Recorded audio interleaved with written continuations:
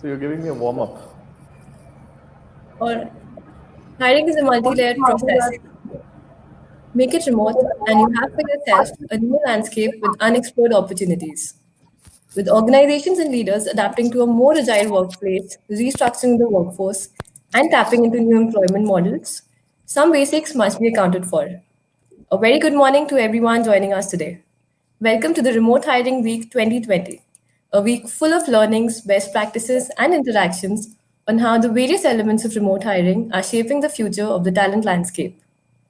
Today, we kickstart the week with an exciting virtual panel discussion on the pillars of remote hiring, where we will discuss in detail the components that are going to shape and strengthen the remote hiring strategy around the world, and thereby the future of your workplace and your workforce. Quick housekeeping before we get started. If you have any questions during the session, please feel free to use the chat window. We will bring them up towards the end of the session during the 15 minutes reserved for Q&A. So stay tuned to your chat box and keep posting the questions you have for our speakers. Remote Hiring Week 2020 is brought to you by AuthBridge in association with People Matters. AuthBridge offers cutting-edge authentication technology for over 1,500 modern businesses, seamlessly delivering identity and background verification for their users, employees, and other business stakeholders. They work across industries and clients, including many Fortune 500 companies. Now, coming to our speakers for today's session, joining us today, our first speaker is Ajay Trehan. Ajay is the founder and CEO at AuthBridge, a veteran of building and operating successful businesses. His foresight and logical bent of mind have contributed to his success, as has his ability to listen to his gut timely. He has previously worked with organizations like Shriram Industrial Enterprises Limited and ICI India before taking a leap of faith and chasing his dream to be an entrepreneur and leading AuthBridge through many phases of innovation and business transformation. Under his leadership, AuthBridge has virtually paved the way for this industry in India and established the benchmarks for its competitors through innovation, disruption, and tech enablement.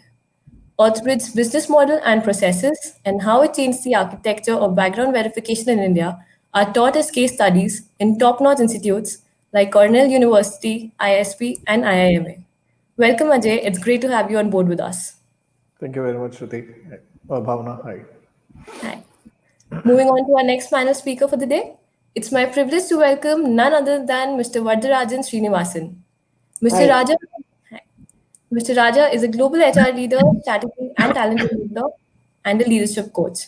He has over 3 decades of experience and has worked in companies like Wipro, Tata Group, PwC, American Express, KPMG, among many others.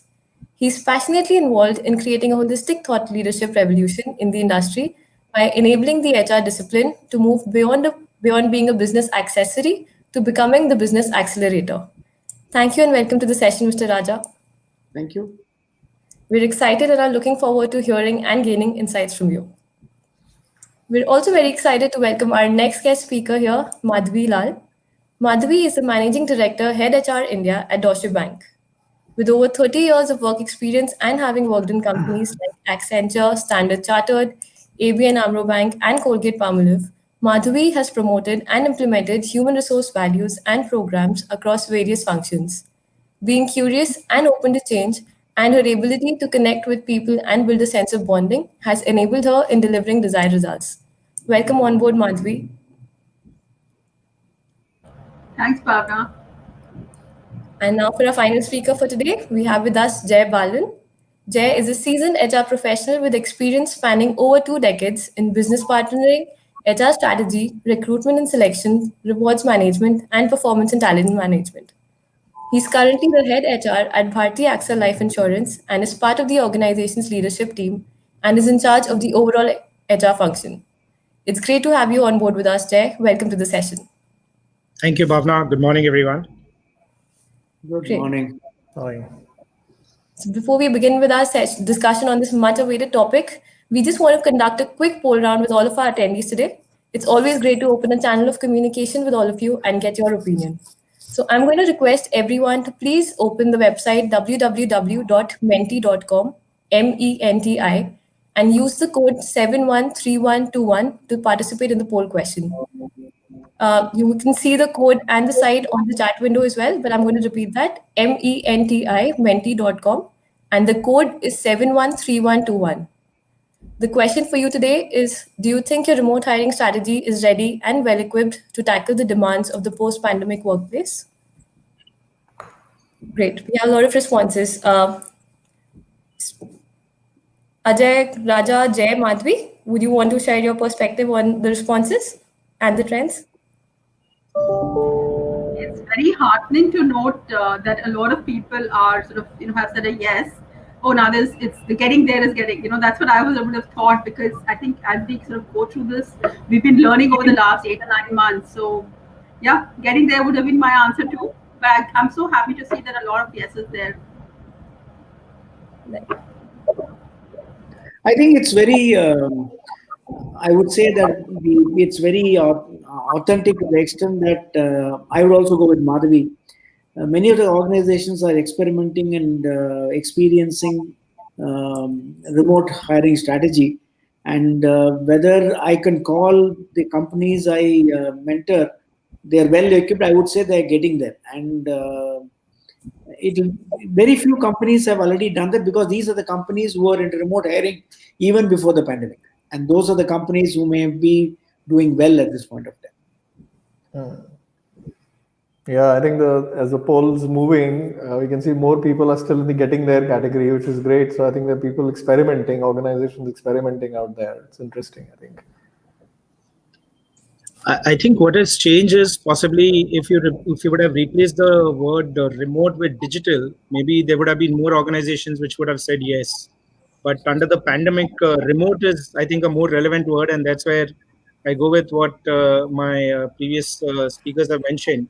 That I think remote has kind of changed the way we look at hiring, and hence most organizations are still in a WIP phase as far as that goes. I think, Jay, you made a very good point about the distinction between remote and digital. And I think maybe as we go through the discussion, if you could also share your perspectives of where does remote and digital overlap, and where does, where the challenges become really different. Yeah. Sure. Right. So I second that, Madhvi. Absolutely. The distinction between remote and digital is of utmost importance today. And that's what this discussion is going to be all about. So now, without any further ado, I'm going to hand it to Ajay to kickstart the conversation.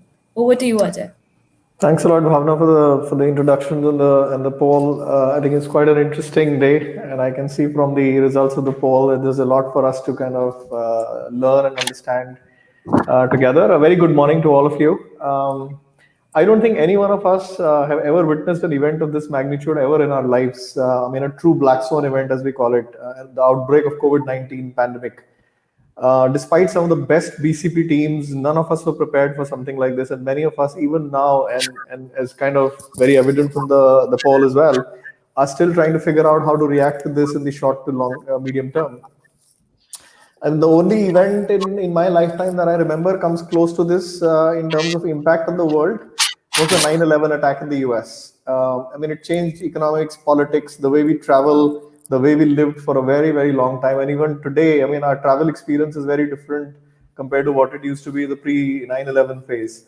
Even that event only impacted those countries that had a first or a second degree separation from, the country impacted. And COVID-19 is completely unparalleled. There's not a single business or a single business process that has not been impacted by this event. We've had to sit down and rethink everything about how we do business. And looks like this is here to stay for a very, very long time. Hiring managers, of course, are the front line, and you've also come in the line of fire in these changing times.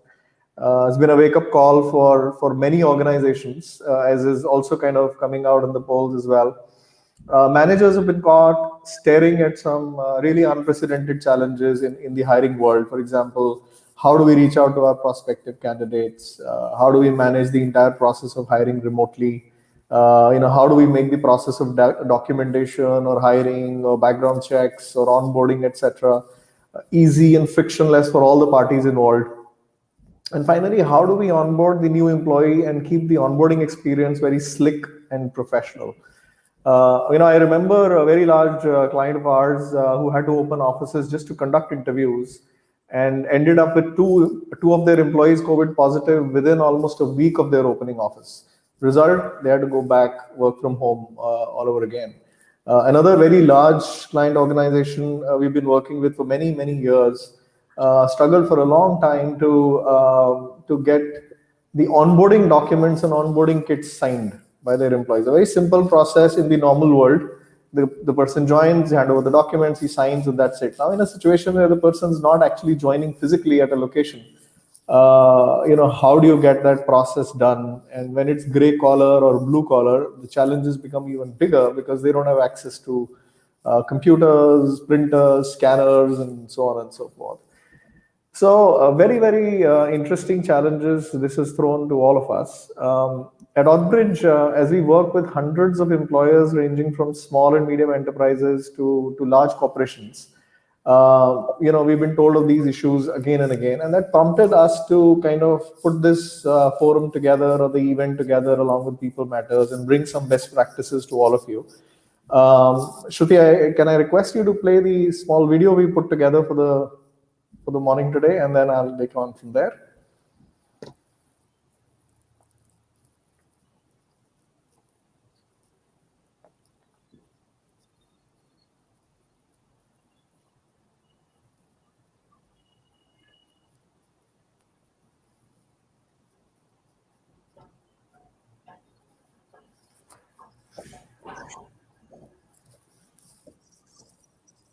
Any business is as good as the people running it, and that is why hiring the right talent is critical.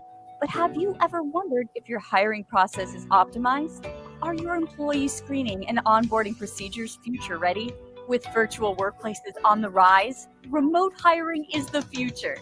Remote hiring means end-to-end automation of the selection, background check, and joining protocols. AuthBridge's authentication technology truly digitizes your employee onboarding experience. Let's see how. iBridge helps hiring managers with click-based initiation of background checks, custom packages for verification as per job roles, online information and document collection directly from the candidates.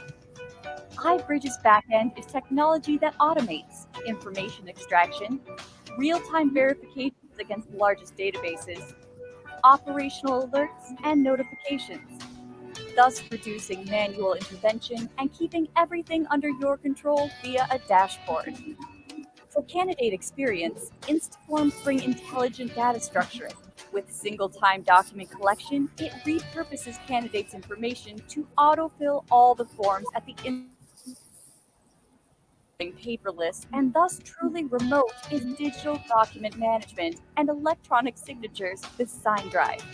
Whatever your onboarding needs be, our authentication technology can deliver a seamless onboarding experience to your employees and hiring managers. Connect with us to see how our onboarding products will streamline your hiring. Thank you so much. So interestingly, while product as iBridge and many more like these have been there in the world for a very, very long time, I think we've never seen an adoption at a rate that we are seeing at this point in time, because people are realizing that the challenges that they're facing in hiring are continuing and evolving. While on one side we should make no mistake that COVID-19 is here to stay for a long time, irrespective of vaccines or cure. We also have on the other side business leaders who are saying, work from home is the new normal. So how do all of us in hiring world and onboarding world manage our businesses or manage our processes in these times? My objective today here is to personally learn from some very accomplished practitioners on this panel. I'm going to ask questions that I have been facing all this while, both as a business leader, as well as a salesperson. I'm sure you will have many more. Do remember that we can create an opportunity for our respective organizations out of this adversity. I mean, a lot of what this adversity is going to ask us to do or force us to do, I think a lot of us should have done it many, many moons ago. So please do keep putting your questions. I'm sure you're going to have a lot of them. We'll try to give maximum time for questions, and we'll try to answer most of those questions, in the session. So I'd like to kick the session off with a question to the veteran amongst us, somebody who spent years in the HR fraternity. Raja, this is to you. We know you've built successful businesses, you built very successful teams, and now you mentor many companies and their founders. And I'm sure you have a ringside view of many companies and minds of the founders and business leaders. What do you think are some of the major trends that are happening in the post-pandemic hiring world, in the world of hiring? Thanks, Ajay. I think you really put it up and introduced the purpose of the topic well. When I mentor about 5-6 companies, and what I initially saw, even after the pandemic, people started opening up offices a little bit, was that hiring was almost nil. They were trying to realign and reassign people from within the organization into roles rather than hiring, but it started picking up slowly. One trend I see is that they are only hiring what the actual people who are required rather than hiring for buffer. Earlier, many companies used to hire a buffer to manage their absenteeism, to manage their productivity losses. But now what I find is that thanks to working from home, which has increased productivity in majority of the cases, and absenteeism being almost nil, they have started recruiting only those which are required.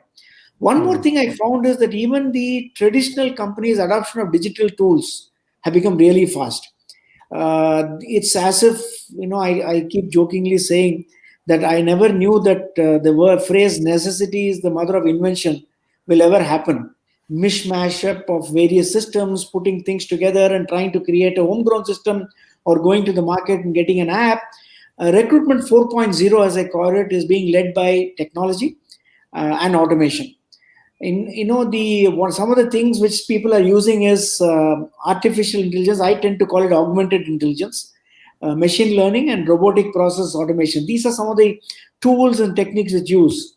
I've seen a lot of apps which were earlier, as you rightly said, adoption was slow, has started getting adopted. I know one of the very good apps on touchless hiring, where you don't even need to meet the candidate. There is a video interview out of which cognitive analysis of almost 48 attributes are taken, and based on eyeball movement and choice of words, a personality trait is given, and the company hires based on that. And it saves the company so much of time, effort, and just to quote some numbers, in many of the companies, this client of mine, or this company which I mentor, 70% reduction in cost in clients in terms of hiring cost, and 75% reduction in time. I think the other thing which started happening earlier this year, even before the pandemic, but has gained a lot of importance, is using social media. Leveraging social media for hiring has become a focus area. I find there are social media recruiters now in organizations. And because the hiring numbers are lower, there is a very big opportunity where companies have started to focus on quality of hiring over number, quantity. Meeting those quantity targets is no longer a pressure. So I see that these are some of the trends which I see in many of the companies. One of the things which I always keep saying is that artificial augmented intelligence, which is used for creating machine learning and recruitment portals, I think it does reduce bias and errors of human judgment. However, I think we need to take care on what it actually provides, because we should have the privilege of the coder come into the artificial intelligence, by which the hiring, which is supposed to be unbiased, becomes biased. So I think that's which companies need to look at. And this is my summary of what I see, Ajay. Very interesting, because artificial intelligence is as good as as intelligence as the person who creates it. Very interesting point, Raja. I mean, I'll just pick from one point and question to you, Jay. While a lot of organizations had the I would say, luxury in the interim phase to only hire for really important roles, insurance industry and life insurance in particular had a very different first couple of quarters. Obviously everybody expected a lot of people to apply for insurance covers, and that was one wave. And on the other side, there were people losing jobs, so we were not sure, or the industry wasn't sure whether people will have money to even pay premiums. So you had obviously pulls from both sides. And as hiring team, I'm sure you guys are sitting on the edge of your seats to decide whether you should hire more or hire less. So tell us a little bit about that experience and how your strategies have changed in this space. So here's the good news, Ajay. We never stopped hiring. I think April and May were the only 2 months where we did not hire, and that's because our offices were shut and nobody was leaving. So we really wouldn't have known what to do if we went out and hired buffers. And since June onwards, we've been back to hiring. And here I would like to specify specifically in sales roles. So sales constitutes close to 80-85% of any insurance organization.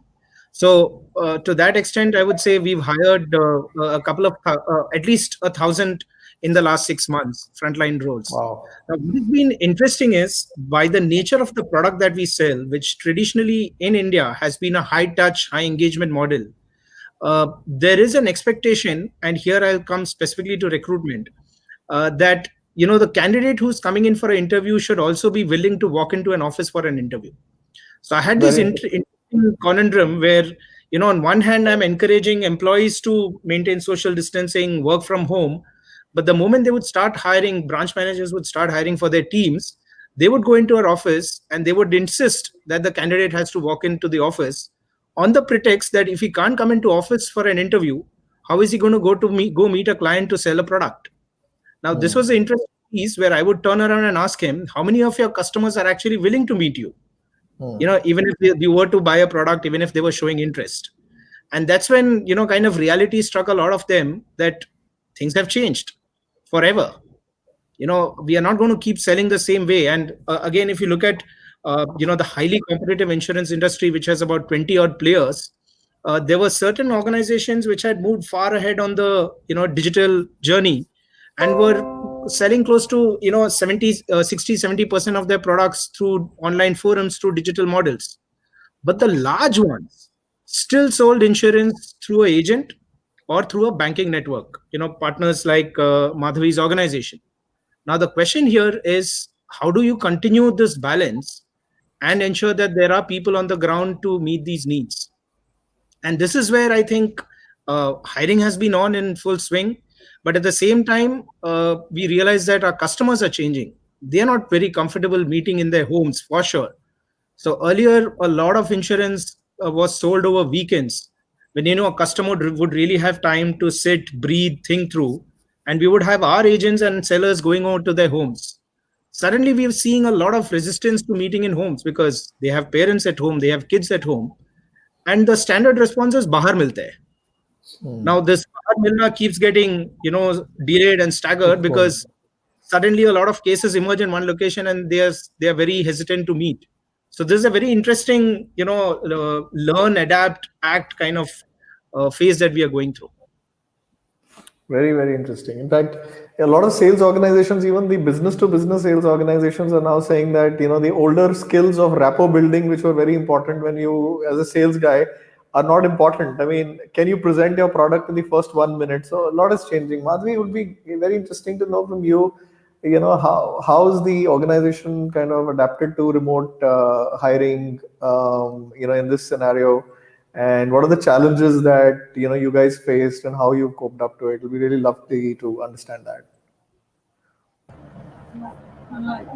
I think I'm already learning as the session is going on, but we obviously were one of the companies. We decided to kind of obviously go digital. We had no choice, and obviously when the lockdown kind of was announced, and we'd actually started working from home even earlier than that. Having learned from the China experience. So what we really did was looked at. Obviously, hiring is a key thing for us. We have large volume of hiring that we're doing. We're building the tech, sort of center in Pune, and we also had many offers already rolled out. So I think we quickly sort of regrouped with the businesses to say, how do we, what do we do really? The first call we took was we will honor all the offers. So even if people were supposed to join on a particular day, we'll have them join, virtually. Where the hiring is going on, we won't stop anything.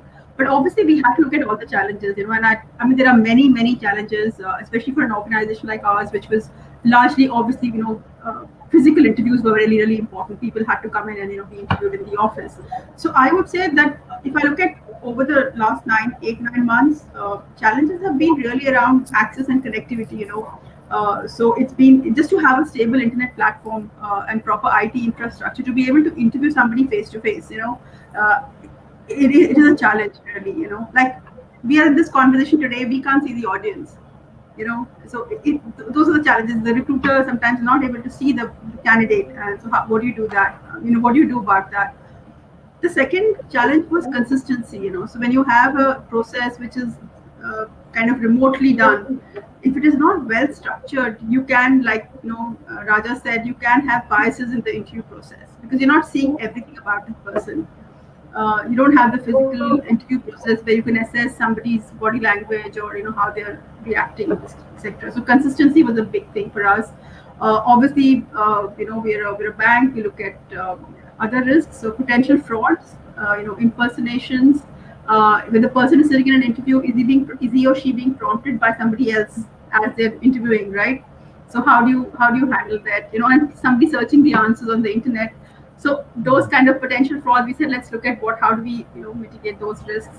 And obviously, when you're interviewing somebody, on a remote basis, the connect with the candidate is limited.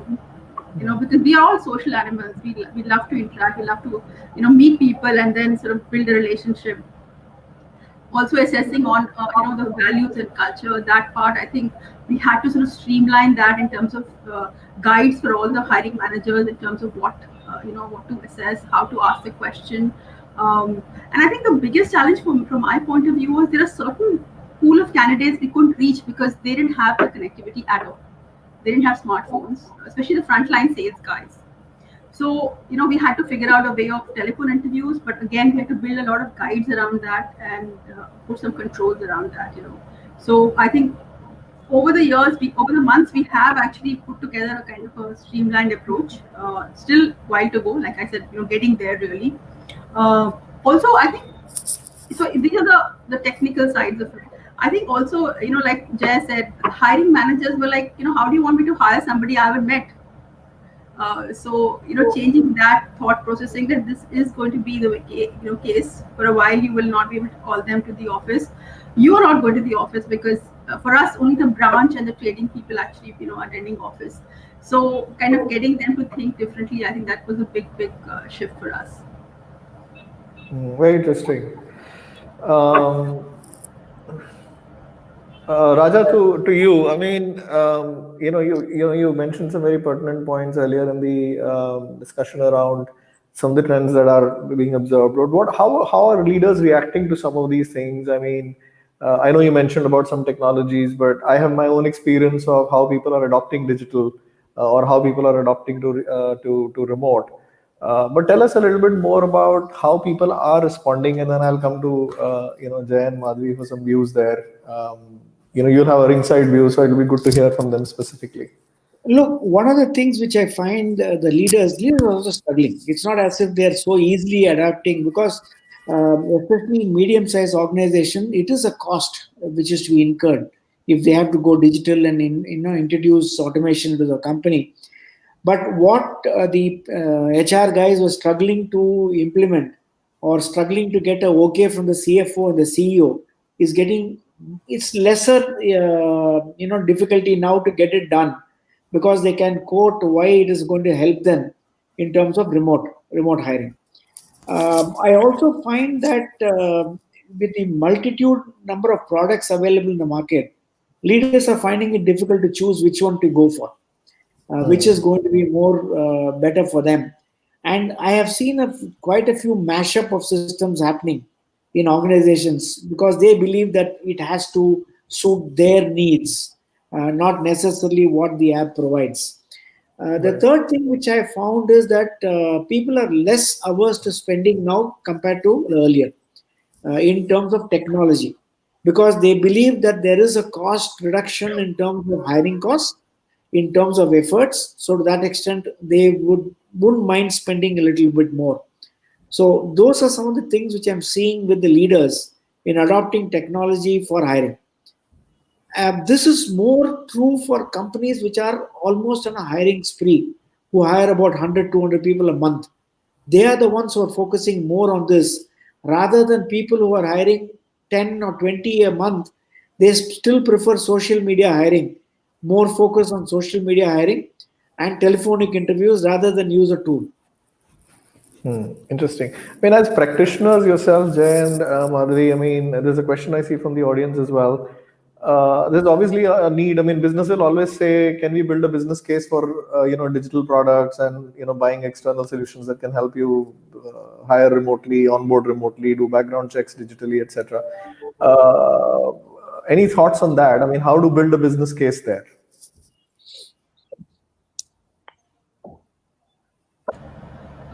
I think I can go first, Jay, and you can. Sure. For us, there was, I mean, honestly, there was no need to build a business case because when this happened and we regrouped with the business to say, this is how we think it should be done, because otherwise you have to put a pause on hiring, and it just happened. All the solutions just sort of they said, okay, go ahead, do whatever it takes, and we need the people on board.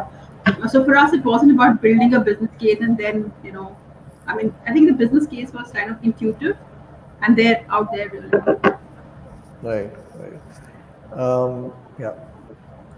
So again, likewise here, I don't think we really struggled with or had a challenge with building a business case, because I think luckily we were already on the journey of digitizing and automating a lot of the processes.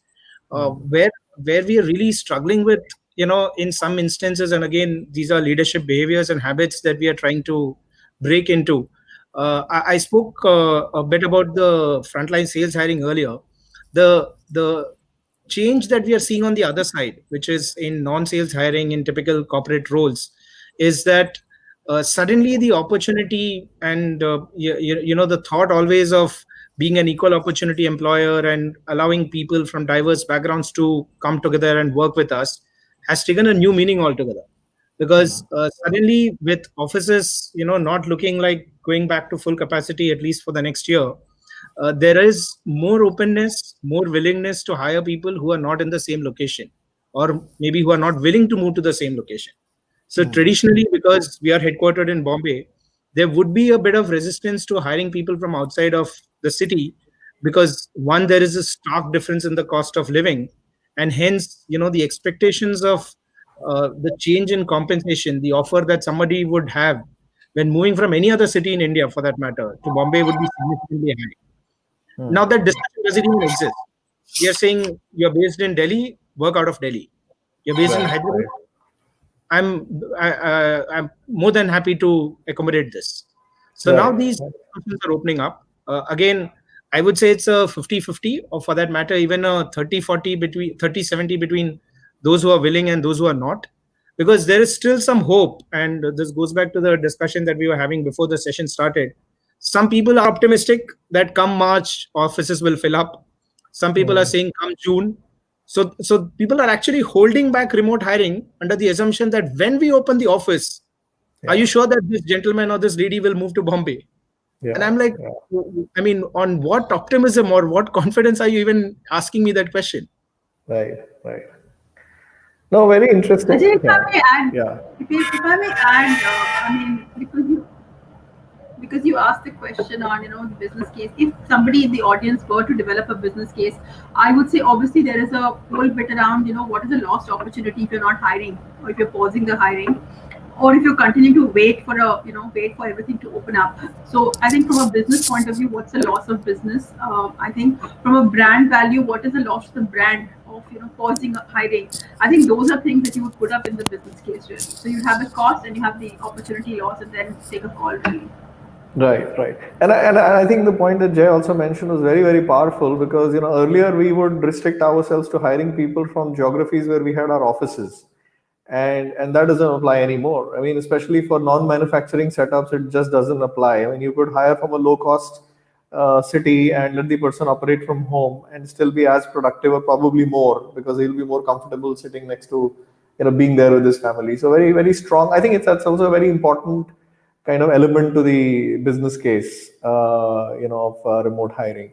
Another, kind of challenge I see a lot of, hiring managers see is collection of documents, being able to run the, onboarding process remotely once the person has come on board or is nearer to coming on board? How do you get the person to get the documents signed?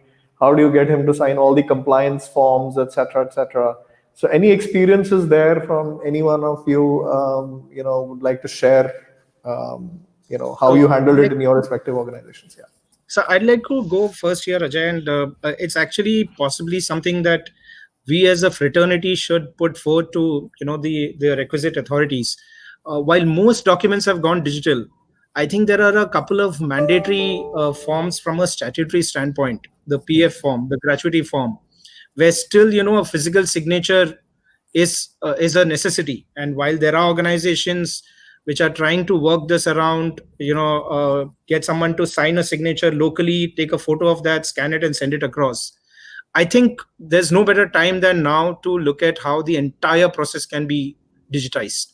I mean, Sure. if I have the opportunity to enter an Aadhaar number and have many other details auto populate, why not do that when it comes to employment as well? Yeah. And while right now this is more pertinent to the white collar workforce, I think very soon, if we have an effective solution, even the blue collar workforce can get covered under this. I think that's the need of the hour really when it comes to documentation and digitization of that part of the process. Right.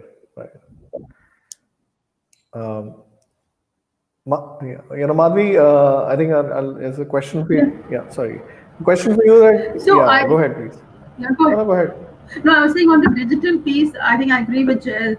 There's no better time than this to make everything digital. We've done everything digitally, but of course, like a certain statutory forms which have to be signed, we've kind of right now taken a signature wherever possible, and where it's not, we've just got an email. We will, as things open up, we will get that rectified through physical signature. Right. Very interesting. I mean, we've actually in AuthBridge, we've digitized the whole process for some of our clients. So we've been a part of this journey. Very interesting experiences there and very pertinent points. And we also think the same, that we can use these kind of forums to make a noise with the authorities that they need to look at this. So one question here, Madhvi, for you from the audience, that obviously people, you said people look at websites while responding to interviews, etc. So how do you get around that? Right? So is there a technology around it? Can you use AI somewhere to do it better? So let me clarify, people don't use it, but it's a potential, it's a possibility, right? So what we normally do is we've set up a set of guidelines for them. So what we've done actually is, which is a change for us. I know technology companies already do it. So before the person goes on to the interview process, there is a sort of a briefing for the person to say that this is the process, how it's going to work. You'll be on a call. You'll have to be in a video, and if the video breaks, this is what will happen. And then we say that please make sure that you're not accessing your internet and you don't have anybody else in the room. So there are certain guidelines which we brief the person about, and we advise them in terms of how to go through the process of the interview, how to prepare for the interview, and at the interview itself, it's a self-declaration, honestly, but I think that the speed at which the questions are asked, unlike if somebody can look it up on the net, So Raja, if you had an opportunity to create a Spectramind again with hiring such huge numbers and to create it now at this time, knowing fully well that world's never going to be normal for a very, very long time, what would you do differently? It will be really good to understand. Look, at our peak time, we were hiring about 2,000 people a month. Okay, that was the numbers we were hiring for Spectramind, and it was 1:10 ratio. So about 20,000 people, if we meet and they take them through the interview, we hired 2,000, and we're doing this across 6-7 locations in India. We had a very tedious process of hiring, and when I think of it now, I think it can be shortened so much. Each candidate used to take about 4 hours for the entire process to complete. From start of the person comes in, and by the time we tell the person whether he has made it or not. I think that can be cut short. So it would have been a great boon if I had some of the remote hiring tools which I see in assessments, where you assess the person's proficiency in language, the person's proficiency in analytics and logic. And of course, I had a cut short on my hiring team because the fact, if I'm able to get the entire personality characteristics, which someone goes through a half an hour to 45 minutes and still not sure of whether the analysis is right. The cognitive analysis, which is fine-tuned over a period of time by augmented intelligence, will give me a shortlist much faster, much more efficient, and the spread. I could have gone across India without worrying about cost and expense. Otherwise, you have to have a team going to that place, your travel logistics, the cost of people going there, spending time there, interviewing. I think I would have I cut my expenses by almost 70 to 80% if I had the present day tools then, and with much more efficiency in hiring than what we could have achieved on a individual basis. Right, right. Ajay, I'll just add to that. So we've had this super experience, which I must share, where we've hired from campuses about 300 plus people, all virtual, no going to campus. And initially when we started, even I was a little skeptical as to how this will all work, but it was just brilliant. And I think good. And we looked at from a candidate experience. Somebody's asked that question. We also looked at the process from a candidate experience. We tried to make it even good for the candidate. Of course, the organization had the need to get the best candidates, but also from a candidate experience, we tried to put in some processes to make it work for the candidate as well. But brilliant experience. Wow. Okay. Jay, on the blue collar side again, I mean, the experience there becomes very, very crucial. And I remember, we work with a lot of customers in that space. I know language becomes a barrier sometimes when you're looking at blue collar. For one of our clients, we actually build the platform in 7 different languages. I mean, any experience there from your side which you would like to share?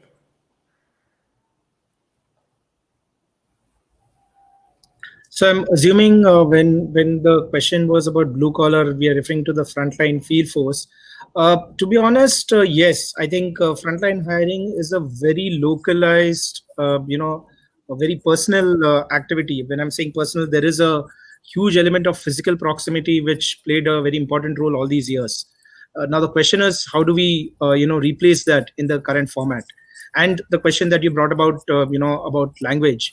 What we have seen is, yes, the moment you get into assessments where you have tests to be undertaken, where the interface is with, let's say, AI bot, yes, the challenges of language, tonality, nuances of the language all come through.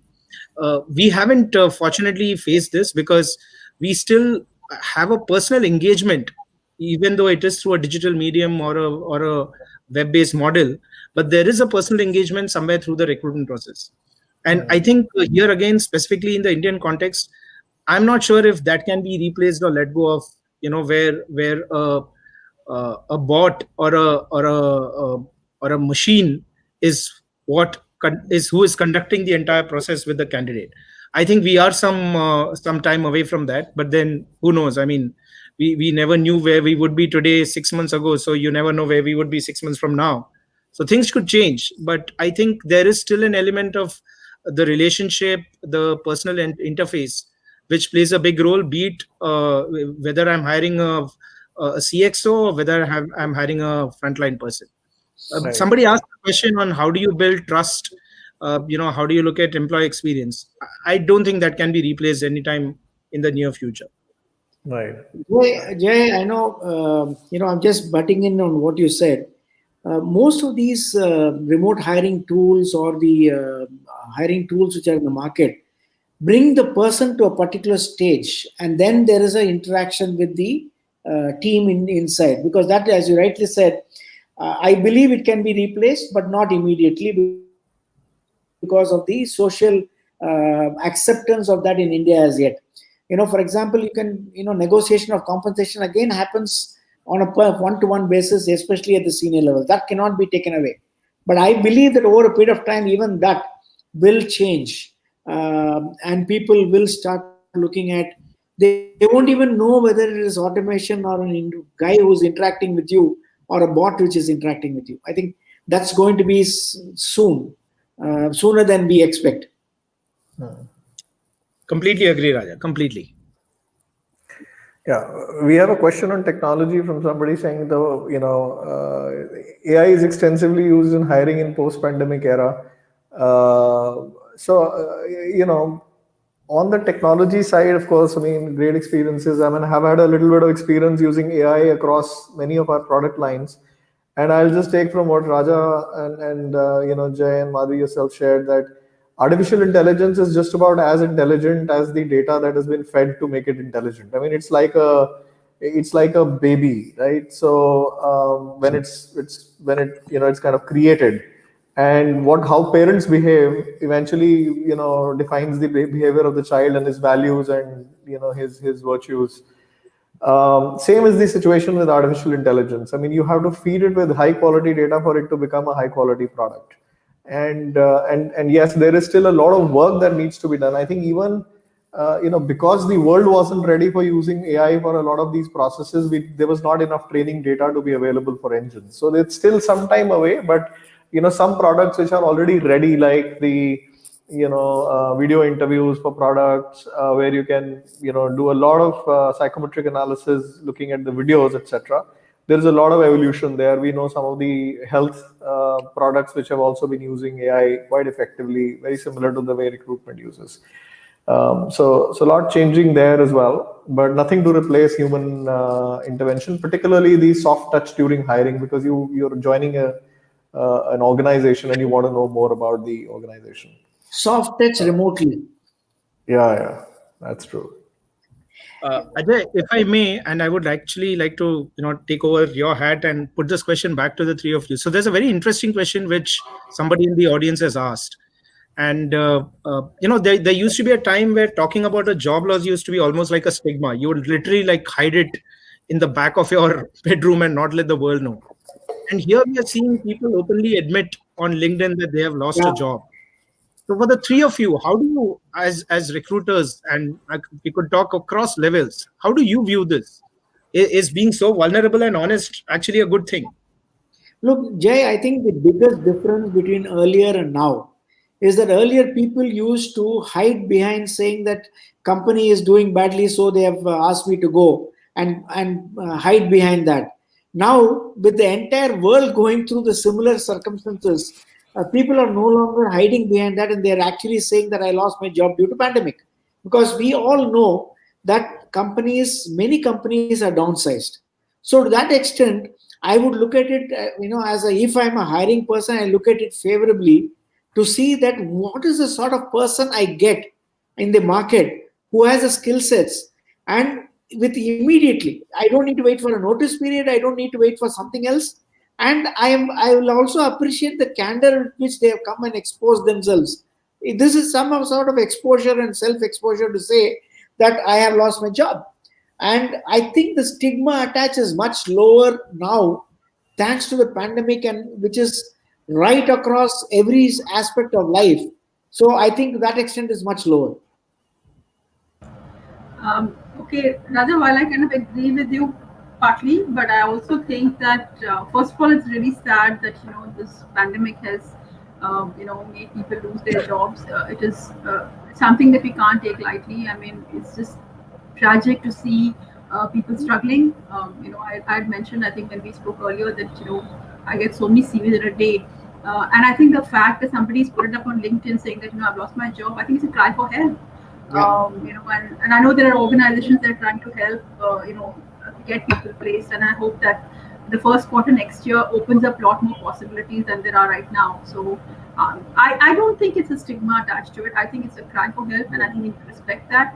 And I don't know. I mean, I know it's a way of sort of explaining it away or whatever. But I think what we've learned in this pandemic, whether it's losing jobs or losing somebody, I think will obviously teach us something for the future. Not a great lesson, but it's a life lesson, and But I wouldn't say any stigma attached to this. Yeah. No, I completely agree. And as a business leader, I mean, and I'm not an HR practitioner, but an HR tech entrepreneur, and therefore I kind of work with a lot of HR people across the country. And as a business guy myself, I don't think there's any stigma attached to losing a job under right circumstances. And running a background screening company, I always keep telling people that be very honest with what happened. It's all right. If you didn't get along well with your boss also, and that was the reason for you to move on, or you were asked to move, that's also fine. Nobody's going to kill you for that. You just didn't get along well, right? It's all right. So I think people have to get out of that mindset. Very interesting experiences there. I'm seeing, today we see socially people sometimes don't even want to disclose that they were COVID positive. So Yeah. going to the next stage, saying that I will announce to the world that I don't have a job anymore. So I think socially we are going through a very interesting transformation as a country. And I think for the biggest thing that people, particularly employees, have to learn going further is that they have to continue to keep themselves upskilled all the time. They have to continue to learn more skills, more areas where they can do better in future. I think that's what I keep telling at least my teams in AuthBridge. Yeah. Thank you so much, Ajay, Rajarajan, Madhvi, and Jay for all those great insights. We have a lot of questions coming in from the audience, and I'm going to now post them to you. So, starting with the first question. So, this is for Raja and Ajay. AI works well when there are repetitive tasks or if there is a structure in place. But what about the current times with ever-changing landscape of the workplace? Do you think it's going to work in the same way as it did before? Look, one of the things which the pandemic has taught everyone is to adapt and adopt as fast as possible, as quickly as possible. How flexible you how you are able to look at changing circumstances and changing landscapes and able to adapt to that in a much faster way than what it used to be. So, in those similar lines, your remote hiring technology or remote hiring also has to adapt and adopt at the same pace. So, that is how I see, and the technology which is being built up is not a monolith, but more flexible in the way they can operate. And that's what will help, what you're asking for, saying that how is it flexible enough? How flexible it is for changing circumstances. Right. Yeah. Ajay, your views? No, I agree. See, the AI engines, as I said, are as intelligent as the data fed to train them. And usually, I think what the non-AI people don't know is that it doesn't require enormous amount of data. So for a AI engine, nice framework to be able to understand how to conduct a good interview, it needs about 2,000 interviews of different nature to be able to understand, to reach a 94-95% rate level of accuracy to be able to literally conduct. But yeah, those I think it's a question of us, sometimes as buyers believing that technology, that yes, a technology can remove certain elements of human intervention, certain elements, not everything. Definitely you can't leave it to technology. There's still a 6% or a 10% inaccuracy there. But the change will happen. It's inevitable. We are seeing even during immigration, a lot of data matching is happening using AI. When loads of passengers get off an aircraft, I mean, the intelligence officers do not really look at everybody's face and decide whether this guy has a criminal history or not. A lot of it is done through AI engines. So I think as HR fraternity, we just understand that's the new normal. It's going to be happening at some point in time. Let's experiment. It's okay if we fail. It's fine. And I think the developers also understand that they have to be more flexible in what they do, rather than those earlier versions where for changing from one version to another was a nightmare. Yeah. Right. All right. So I think while we've discussed a lot of challenges during the discussion, this is for all the speakers, respective to your particular industries. Do you think if you could highlight one top key challenge that you see, with respect to remote hiring, the potential risks in remote hiring in your respective industries? Jay, would you want to go first? Honestly, Bhavna, I don't see any real risk in remote hiring. Whatever you're doing is a calculated move.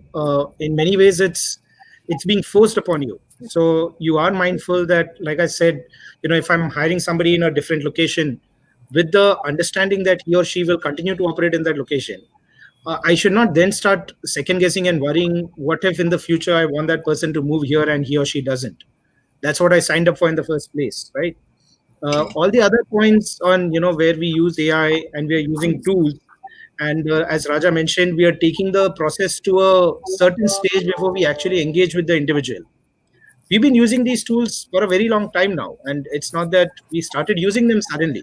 So I think suddenly trying to identify risk specifically linked to remote hiring, maybe we are just being a little overcautious. I personally don't think there are any specific risks. Right. I can name two that for me top of mind. One is there's certain pool of candidates you probably will not access because they don't have the technology to connect. I mentioned that earlier. So I think the potential drawback is missing out on a talent pool that is going to be relevant for you, but because there's connectivity issue or they don't have the infrastructure, you can't do a remote hiring, right? So that's one, because just 4 interviews, at least we haven't tried that out. I think the other bit, second key one will be cultural assimilation. So when you're hiring remotely, how can you assess whether the person will fit culturally into your organization in the long term? That, to my mind, would be a risk, but there are mitigants around that, I think. But the other one about missing out on a talent pool, I don't have an answer as yet. In especially where there's a large set of hiring at the entry level taking place. One of the issues which companies in the outsourcing space used to have when we did the phone interviews, even those times, was someone else answering the call and someone else coming in for the interview. Okay, that is a traditional remote hiring issue. But now with the video interviews taking place, that has been reduced to a large extent because we know who the person is, and there is technology now to show if there is more than one person in the camera or the video, or even the eyeball movement shows one more person, the interview is made null and void. So there are technologies which are trying to offset what used to be an issue.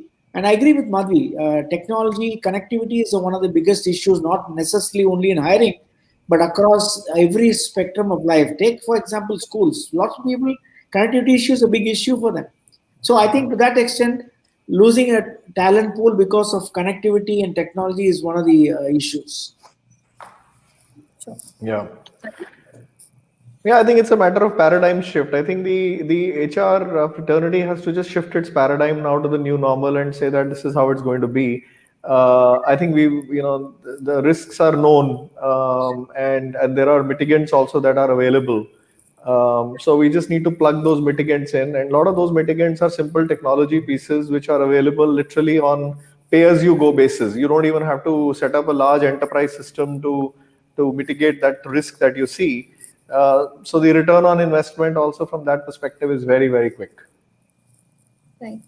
Great. So in the interest of time, I'm going to take up one more question before Ajay come back to you for your takeaways from today's session for all of our attendees. So the question is from Polly. Her question is related to onboarding. So how do you fill the gap between a new joinee and the organization, during remote hiring and as well as after that? So how do you give them that sense of belongingness where they haven't met any recruiter or anyone from the organization personally? How do you bring down attrition and, everything that follows? Remote onboarding is even more difficult than remote hiring, because when you're onboarding somebody, the person is coming onto your platform and actually will contribute to the firm's success. So we've done lots of things. I'll just cover a couple of them because we're not in the interest of time. I think we kind of developed a virtual onboarding guide aligned to to help hiring managers onboard people. Obviously, everything done remotely, so giving them a laptop, setting up their systems, setting up a buddy for them, so first 8 or 9 months, we've got some really great feedback on our onboarding. But I think we constantly take feedback from our new joiners. So one feedback they had was we've never seen the office. We've never really stepped into the office, right? So the team who was handling this came up with a very cute idea. They called it Swagatam, where they created this video of all the physical offices we have, and then that video was shared with all the new joiners saying, if you had joined the office physically, this is what your office would have looked like, in the location. That was really well received. So I think we're learning as we go, like I said. That's wonderful. Jay, Raja, Ajay, any one of you want to contribute to Look, that? I don't want to add. I think what Madhvi said, people are also thinking on their feet now, innovating on how to make people feel at home without being here. And technology is helping us. Don't we talk to our sons and daughters who are studying overseas almost on a daily basis and creating that bonding even on video? So it is a different ball game. People understand that, and at least the generation which is there, I can call it the generation because I'm among the older generation. The present generation are very, very comfortable with technology and interacting on technology, to the extent that sometimes their social skills are bad even in personal interaction. So I'm just saying that people are getting used to it, and this is a part of their life. They have been chatting all their life. They have been interacting on videos all their life, and there's an extension into the workplace. This actually suits them good. Right. I agree with in fact both what Madhavi has said and Raja has said, because I believe uh, remote onboarding any day beats remote hiring in terms of the difficulty level. I still remember at a certain level and above, when they would come into office, I would walk them around the office and tell them, where are the different sections sitting. You would walk into the cafeteria with them, share a cup of coffee. You'd suddenly have 4 more people join you, and you do a round of introductions. Obviously, none of that can be done now. At the same time, what Raja said is also very pertinent.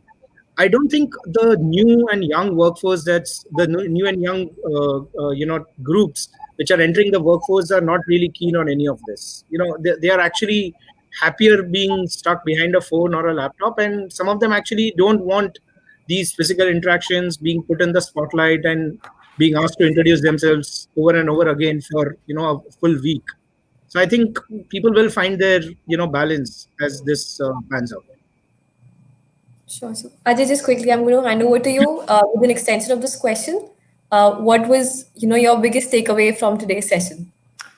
I think and as I came into the session, for me it was to get answers to some of my own questions as a business manager and then as an entrepreneur as well. So this has been very interesting insights, learnings of challenges that typically the industry is facing, including some of the questions that were thrown in the chat. For example, the employee experience itself is how do we ensure that in remote hiring, we're not only looking at it from the employer's perspective, we're also looking at every process from an employee's perspective. That's a big challenge.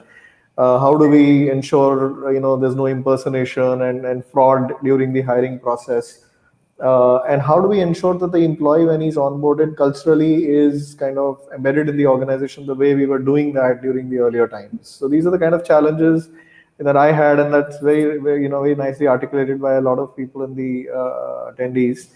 And I think interestingly, the mitigants are out there. I think we've shared some experiences in the panel, connectivity and ensuring that everybody who's joining in is technology-wise very savvy right from the beginning. Also, the recruiters and the hiring managers, and not just the HR team, but the business hiring managers, have to understand that the new normal is going to be very different. So if you're hiring a sales guy, remember you're hiring a sales guy for remote sales and not really in-person sales that we were all used to in the older world.